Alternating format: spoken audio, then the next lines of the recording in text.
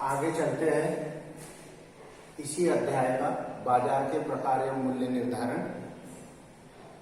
इसमें अगला प्रश्न आता है पूर्ण प्रतियोगिता तथा अपूर्ण प्रतियोगिता में अंतर स्पष्ट कीजिए।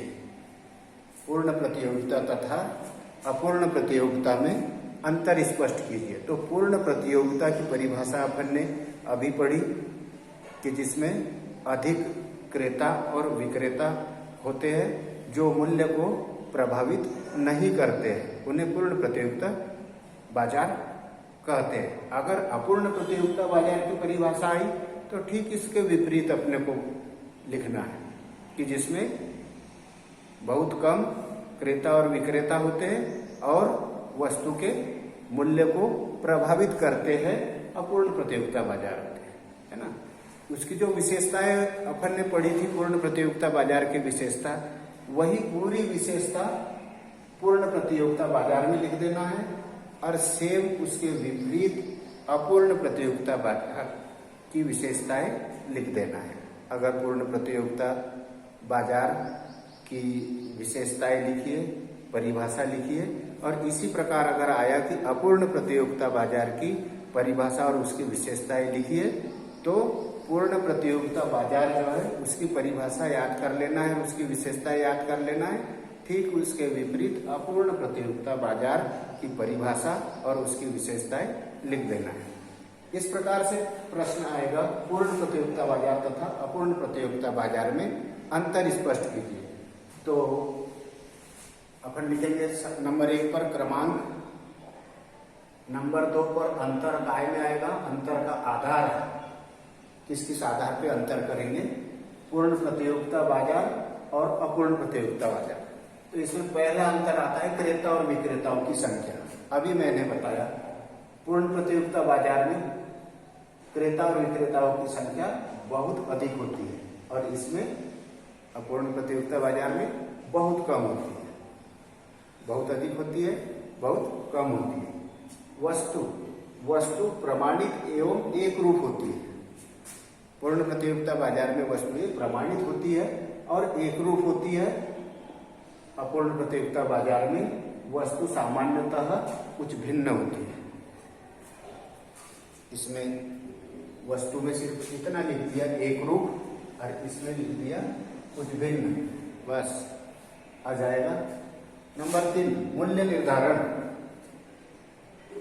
कोई एक क्रेता तथा विक्रेता वस्तु के मूल्य को प्रभावित नहीं कर सकता। कोई एक क्रेता और विक्रेता मूल्य को प्रभावित नहीं कर सकता और अपूर्ण प्रतियोगिता बाजार में विक्रेता काफी हद तक मूल्य को प्रभावित कर सकते हैं। उनकी मर्जी में आएगा उतने में वो बेचेंगे। स्टॉक को देखते जाएंगे और मांग को देखते जाएंगे। जैसी जैसी स्टॉक कम होते जाएगा और मांग बढ़ते जाएगी, मूल्य बढ़ाते चले जाएंगे। बाजार का ज्ञान। क्रेता तथा विक्रेताओं को बाजार का पूर्ण ज्ञान होता है।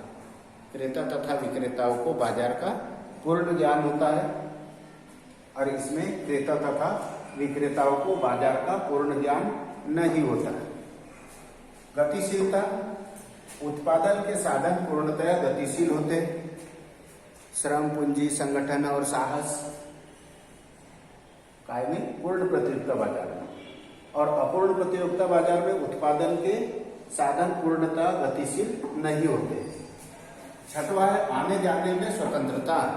फर्मों के आने जाने में स्वतंत्रता, वस्तुओं के आने जाने में स्वतंत्रता का अंतर देखते हैं। पूर्ण प्रतियोगिता बाजार में समस्त क्रेता तथा विक्रेताओं को बाजार में आने की पूर्ण स्वतंत्रता होती है। पूर्ण प्रतियोगिता बाजार में क्रेता तथा विक्रेताओं को बाजार में आने की पूर्ण स्वतंत्रता होती है और अपूर्ण प्रतियोगिता बाजार में क्रेता तथा विक्रेताओं पर प्राकृतिक रूप से तथा कृत्रिम प्रतिबंध लगे होते हैं। प्राकृतिक रूप से भी प्रतिबंध लगे हुए होते हैं और कृत्रिम रूप से भी प्रतिबंध लगे हुए होते हैं। वास्तविकता। पूर्णतया काल्पनिक धारणा है। पूर्ण प्रतियोगिता बाजार पूर्णतः काल्पनिक धारणा है, क्योंकि बहुत अधिक संख्या में क्रेता और विक्रेता भी नहीं हो सकते। कोई क्रेता तथा विक्रेता वस्तु के मूल्य को प्रभावित भी नहीं कर सकता। बाजार का पूर्ण ज्ञान क्रेता और विक्रेताओं को नहीं हो सकता। साधन पूर्णतः गतिशील नहीं हो सकते।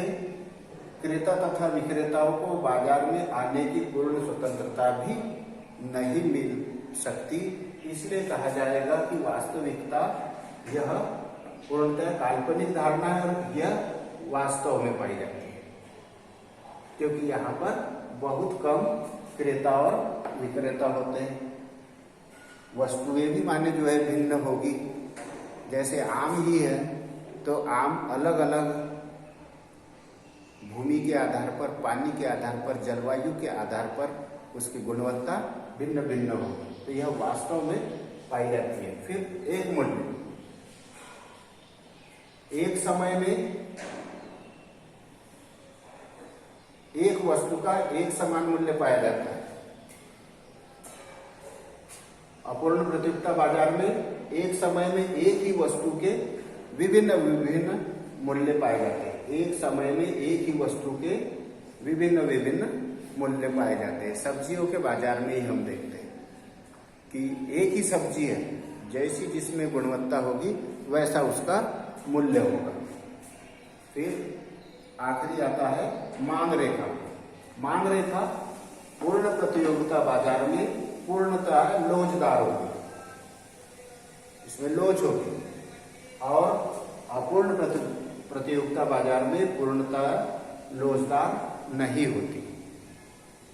मांग रेखा इसमें गिर सकती है और इसमें मांग जो है पूर्णतः लोचदार नहीं होती।